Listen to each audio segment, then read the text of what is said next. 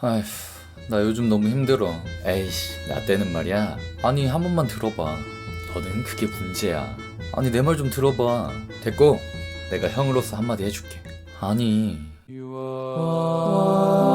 오늘은 여러분을 힘들게 하는 사람은 마음 편하게 손절해도 된다는 그런 내용에 대해 말해보려고 해요. 자신을 힘들게 하는 인간관계에 매달리며 고통받고 있는 여러분들을 위해서요. 우리는 살아가면서 수많은 사람들을 만나요. 한 사람이 살아가면서 만나는 사람의 평균 수는 17,500명이라고 해요. 100년을 산다고 가정하면 1년에 175명 정도가 되겠네요. 그리고 미국의 전설적인 자동차 판매왕 조 지라드는 사람은 평균 250명을 중요하게 알고 지낸다 라고 말하기도 했죠. 인류학자인 로빈 덤바 교수는 사람이 최대한 관계를 유지할 수 있는 숫자는 150명이라는 말을 하기도 했고요. 이렇듯 정말 많은 사람을 만나면서 살아가고 있는데요. 이 수가 많다고 좋은 것만은 절대 아니에요. 진정한 친구 단 한 사람만 있어도 성공한 인생이라는 말이 있기도 하죠. 하지만 사람들은 예전 싸이월드 시대 때부터 일촌수를 늘리는 것에 집착하고 현재에 이르러서는 카카오톡 친구 수나 인스타그램에 보이는 팔로워 수 등 눈에 보여지는 숫자에 집착하는 모습을 보이고 있어요. 실제로 얼굴을 본 지 5년이 넘어가는 친구의 게시글에 댓글로만 너무 보고 싶다 라는 말을 하면서요. 진정한 관계는 사라지고 허울만 남아있는 느낌이에요. 진지한 얘기를 나눌 수 있는 사람은 주변에 몇 되지 않고 그마저도 각자 인생을 살기 바빠 깊은 고민을 속 시원하게 털어놓기 어려워요. 함께 식당에 앉아 밥을 먹어도 핸드폰만 보고 있는 사람들을 자주 볼 수 있는데요. 서로 대화하지 않고 화면만 바라보고 있는 그런 광경을 볼 때마다 속으로 안타까운 마음이 들곤 해요. 서로에게 관심은 떨어져가고 오늘은 어떤 것을 또 자랑할지 어떻게 해야 예쁜 사진을 찍을 수 있을지 누가 좋아요를 눌러줄지에 대해서만 머릿속에 가득하죠. 이렇게 우리는 점점 상대방을 이해하려 하지 않고 자신의 관점에서만 생각하는 경향을 가지게 됐어요. 그렇기 때문에 상대방에게 쉽게 상처를 주는 모습도 볼 수 있는데요. 그 모습에도 다양한 유형이 있어요. 먼저 상대방을 자신의 관점에서만 판단하고 쉽게 깎아내리는 유형이에요. 너는 내가 그럴 줄 알았다. 넌 원래 포기가 빠르잖아. 이런 말을 주로 사용하며 자신이 상대방의 모든 것을 다 알고 있다는 듯한 태도가 엿보이죠. 상대방이 부정적인 모습을 확대 해석하고 긍정적인 모습은 과소평가하거나 무시하고 지나가는 경우가 태반이죠. 저 같은 경우도 인생에서 가장 힘들었던 고민을 할 때가 있었는데요. 친하게 지내던 사람이 그 고민을 아무것도 아닌 것처럼 취급하고 저를 실행력 없는 사람으로 판단해서 말을 쉽게 했던 적이 있었어요. 그때는 참 큰 상처를 받았었는데요. 저도 저를 잘 몰라서 마음고생을 했던 시간이었는데 그걸 결과만 보고 쉽게 말한다는 것이 쉽게 받아들여지지 않았죠. 다음은 변하지 않는 유형이에요. 오래된 관계일수록 자주 나타나는데요. 처음 만났을 때 그때의 모습을 그대로 유지한다는 게 어떻게 보면 소나무 같고 좋을 수도 있지만 10년, 20년이 지나도 똑같이 철없는 모습을 보인다면 조금은 생각해봐야 하는 유형이에요. 나이가 들어가면서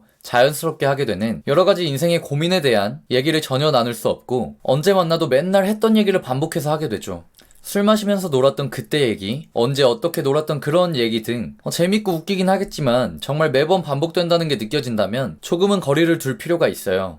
지금 가장 가까이 지내는 사람 5명이 여러분의 모습을 대변한다고 하니까요. 마지막은 부정적이고 우울한 유형이에요. 물론 친하고 가까운 사람이 힘든 상황일 때는 부정적일 수도 우울할 수도 있어요. 그때 옆에서 힘이 되어줘야 하는 것도 맞는데요. 다만 그 기간이 너무 길어지고 자신이 감정 쓰레기통이 되어가는 게 느껴진다면 혹은 조금씩 그 부정적인 마음이 자신에게도 영향을 끼치는 것이 느껴진다면 어느 정도 거리를 두는 것이 필요해요.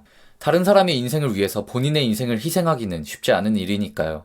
어떤 방면으로든 자신에게 여러 번 쉽게 상처를 준 사람들은 조금은 멀리할 필요가 있어요. 당장 끊어내기가 어렵다면 조금이라도 거리를 둬서 자신을 돌아보며 마음을 회복하고 다른 말로 휘둘리지 않을 수 있을 때 다시 관계를 가져보아도 좋아요. 사실 사람은 쉽게 바뀌지 않기 때문에 이미 여러 번 그런 행동을 한 사람은 똑같이 행동할 확률이 높아요. 그래서 아예 손절하는 것도 고려해보아야 하죠. 우리는 살면서 수많은 사람을 만나고 좋은 사람들과 보낼 시간도 부족하기 때문이에요. 당신을 힘들게 만드는 사람을 상대하며 아까운 시간을 낭비하지 말고 좋은 사람들과 좋은 시간을 보내는 것을 추천드려요.